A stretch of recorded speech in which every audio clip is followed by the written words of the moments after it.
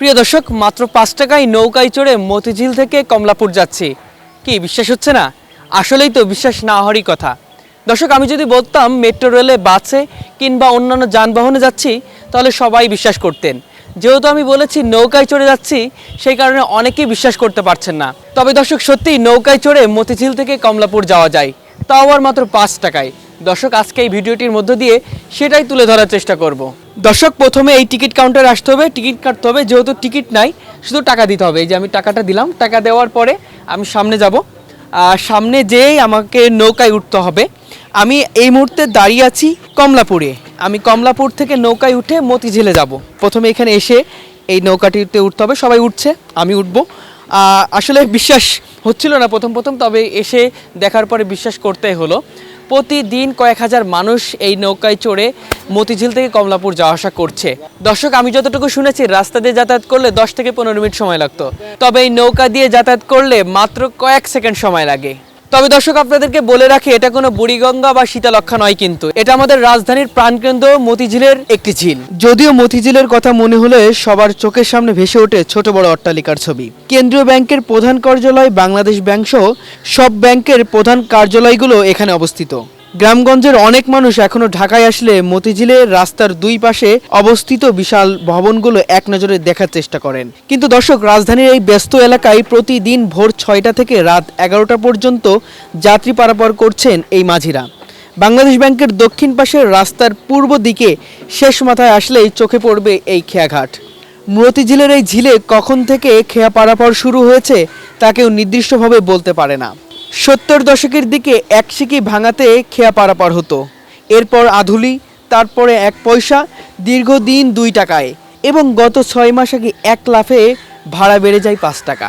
দর্শক, এই এলাকার মানুষের দাবি এই জায়গাটি যাতে সরকারিভাবে সংরক্ষণ করা যায় সেই পদক্ষেপ নেওয়া উচিত, এমনটাই কিন্তু তারা বলছে।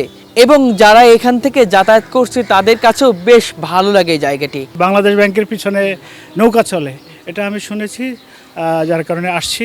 খুবই ভালো লাগলো এবং অবিশ্বাস্য, এই জমানায় এসেই মতিঝিলের মতো জায়গায় নৌকা চলে, এটা তো অবিশ্বাস্য। কাউকে বললেও তো বিশ্বাস করবে না।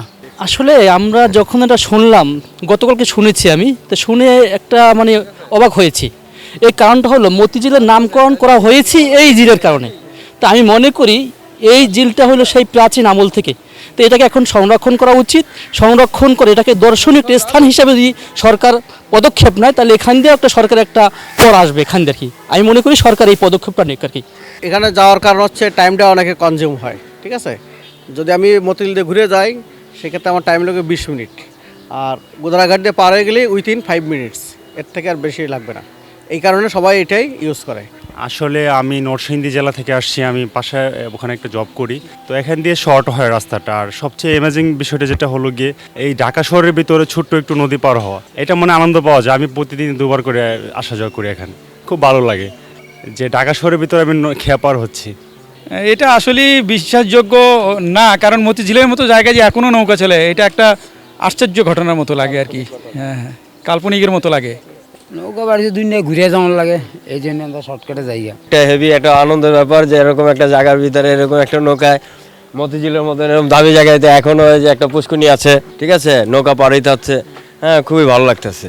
আসলে এখান থেকে নৌকা আমরা পার হয়ে হইলো জাস্ট এখান থেকে মতিঝিলের ডিস্টেন্সটা 5 মিনিটস কি 3 মিনিটস, কিন্তু এটা যদি আমি পার না হই তাহলে আমার দেখা যাবে ওদিক দিয়ে ঘুরে যেতে 20 মিনিটস লেগে যায়।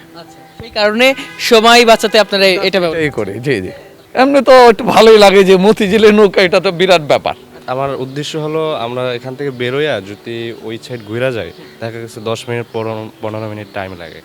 আর আমরা যদি 5 টাকা দিয়ে এটা পার হই, আমরা খুব দ্রুত যাইতে পারি। মূল উদ্দেশ্য এটাই, কিন্তু মানুষও চায় এটা থাকুক, আর না হয় এখান থেকে রাস্তা করে দেবো, এমন একটা উদ্দেশ্য নিয়ে সবাই কথা বলে।